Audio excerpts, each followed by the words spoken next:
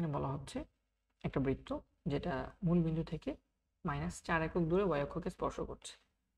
তাহলে আমরা যদি স্থানাঙ্ক ব্যবস্থা এঁকে ফেলি তাহলে আমরা বলতে পারবো মূল বিন্দু থেকে -4 একক দূরে y অক্ষকে স্পর্শ করছে এবং সেটা x অক্ষ থেকে একটা নির্দিষ্ট জ্যা অংশ কেটে নেয়।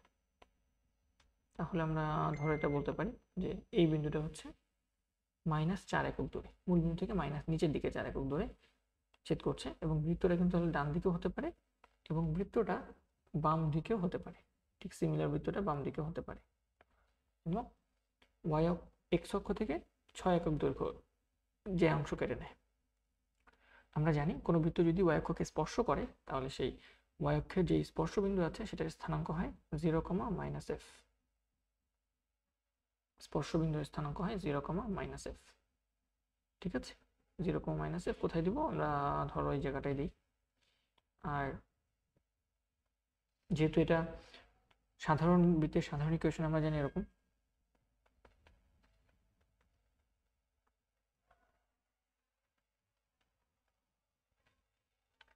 যেহেতু y অক্ষকে স্পর্শ করে, জাস্ট y অক্ষের খণ্ডিত অংশ নাই, আমরা জানি y অক্ষের খণ্ডিত অংশের ফর্মুলা হচ্ছে 2√f² - c = 0। যেহেতু খণ্ডিত অংশ শূন্য, তো এখান থেকে f² = c আসে।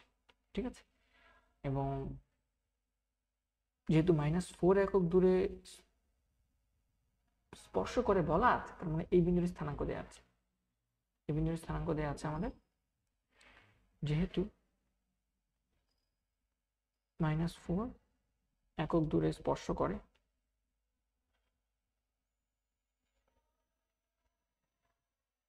y অক্ষকে স্পর্শ করে,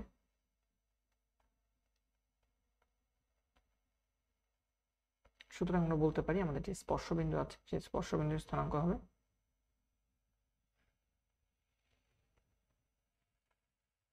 -4, 0, যেটা দেয়া আছে, যেটা আমরা জানি 0, -4,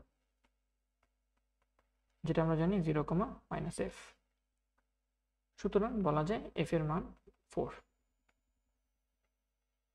আর f এর মান যেহেতু 4 হবে এবং y অক্ষের খণ্ডিত অংশ শূন্য, আমরা জানি এগেইন আবার c = f²,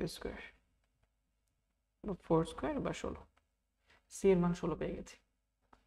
আবার যেহেতু এগেইন আবার x অক্ষের খণ্ডিত অংশ দেওয়া আছে, সো 2√g² - c এর মান দেওয়া আছে 6।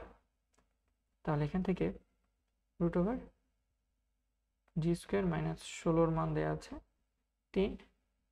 তাহলে এখান থেকে g এর মান আমরা পাচ্ছি +-5। দেখো উভয়পক্ষে স্কোয়ার করে দিচ্ছি, সো এটা হয়ে যাবে 9, এটা রুট কাটাকাটি যাবে, তাহলে 9 আর এই পাশে 16, -16 পাশে চলে গেলে +16 হয়ে যাবে। 9 আর 16 মিলে হচ্ছে 25, g² এর মান 25 হলে g এর মান +-5। g এর মান পেয়ে গেছি, c এর মান পেয়ে গেছি, f এর মান পেয়ে গেছি। সুতরাং নির্ণয় সমীকরণ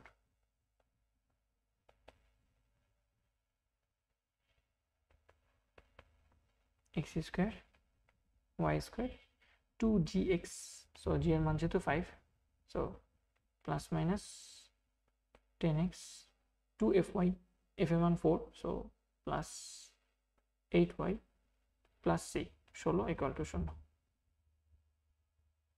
এটাই হচ্ছে আমাদের নির্ণয় বৃত্তের ইকুয়েশন। ফুল আমরা